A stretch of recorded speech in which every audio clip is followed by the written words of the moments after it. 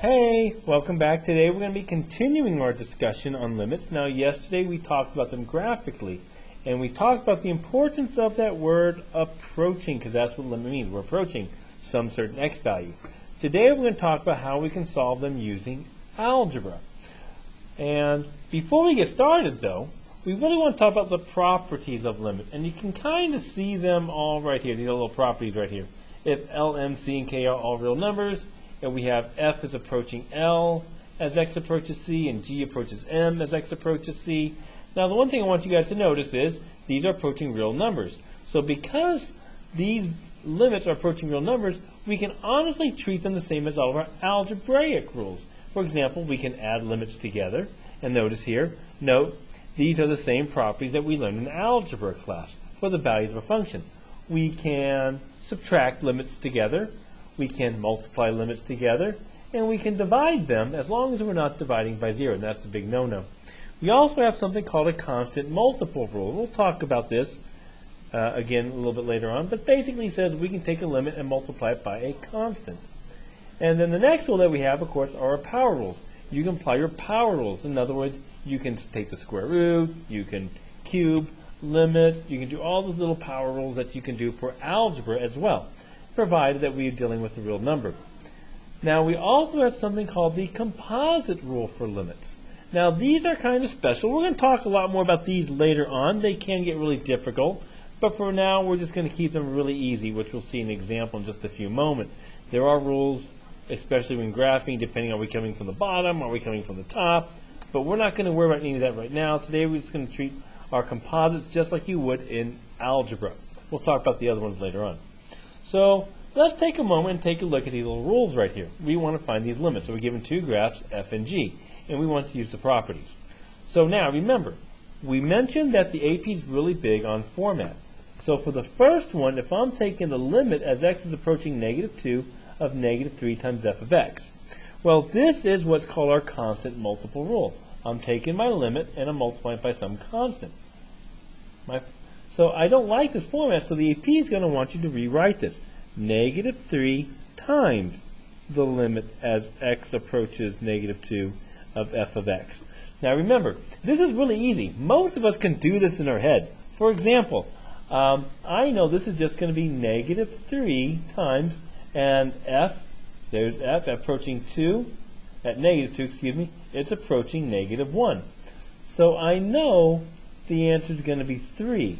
But remember, just having this is no credit on the AP. I might be nice and give you a point, but that's going to be no credit for us on the AP. In order to get full credit, we have to make sure we write it using our properties. And that's the difference between getting the point and not getting the point. Remember, the AP, you only got one shot to show them what you know. Get as many points as you can. So the answer here is going to become -3. Now I know this is -1. And the answer, of course, is now 3. So if we try the second one, the same thing. We're applying our constant rule. We're subtracting. So the AP is going to want you to rewrite this. 2 times the limit as x approaches 5 of f of x minus the limit as x approaches 5 of g of x.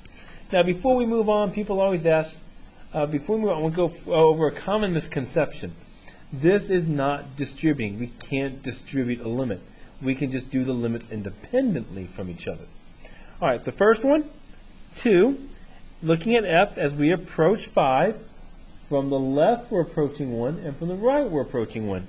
So this is going to become 2 times 1 minus g of x at 5. We're approaching 2 and 2 here. So it looks like we're approaching 2. And if we simplify that, 2 times 1 minus 2, we should get 0. And there's our answer. Remember, most of you will be able to do this in your head. And that's the thing about calculus. You can do a lot of it in your head. But for the AP, they want that credit, so you have to show that one step right there. All right, last one here.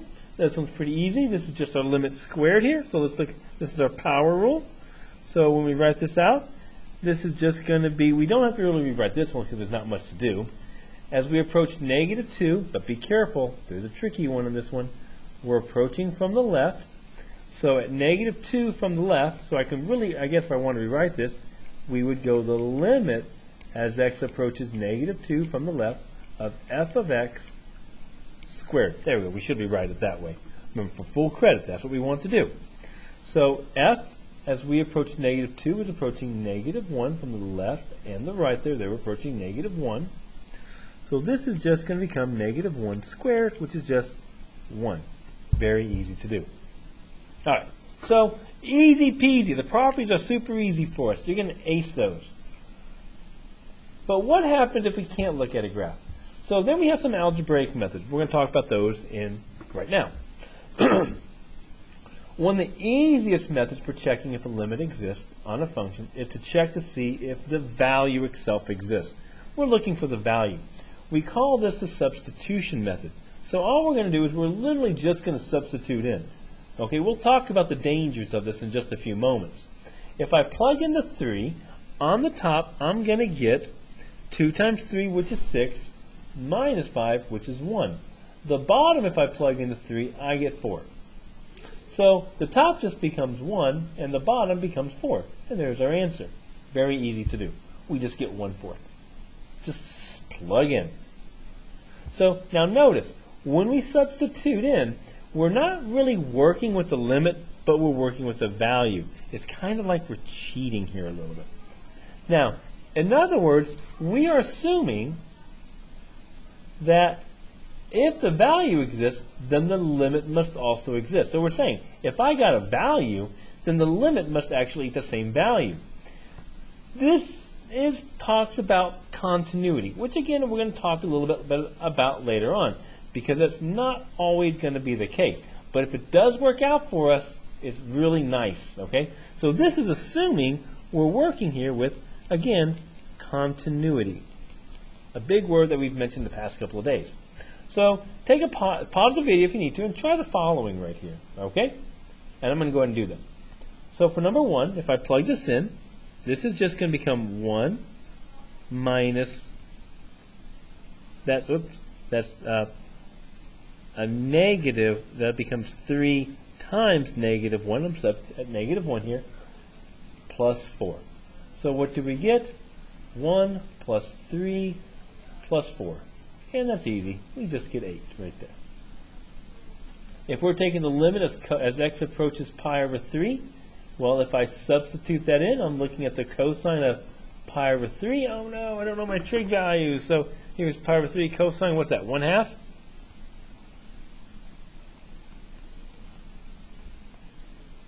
And there's our answer. Know your trig values. Plugging in 4, on top we should just get 12. And on bottom, we should get the square root of 9. Now, I'm honestly okay if you leave it like that. Well, if you want to simplify it, that is 12 over 3, which is 4. Be careful, not plus or minus, just 4. Plus or minus doesn't, that square root of 9 is positive, not plus or minus. Okay? The plus or minus comes from if I have x squared equals 9, we get that magnitude of x equals 3. So therefore, we can say x is plus or minus 3 right there. So we're going to be very careful with that, okay? A little bit. All right. So for a problem like number 5, we want to find the limit as x approaches 0. Now be careful. You might recognize this. This is a piecewise function right here. Now I can actually graph this if I'm desperate, but it's not that bad to do. I'm looking for the limit of where x is approaching 0. Well, take a look. I have choices. I could be less than 3 or greater than 3. Well, where is less than 3? That's going to put me on our first function. So I could rewrite this as the limit as x approaches 0 of 3x plus 1. And I should rewrite it. Remember, the AP is not time to say, yeah, will they accept it or not? And of course, that just becomes 1. Very easy to do. All right, go on to the next video and we'll take a look at what happens if substitution fails.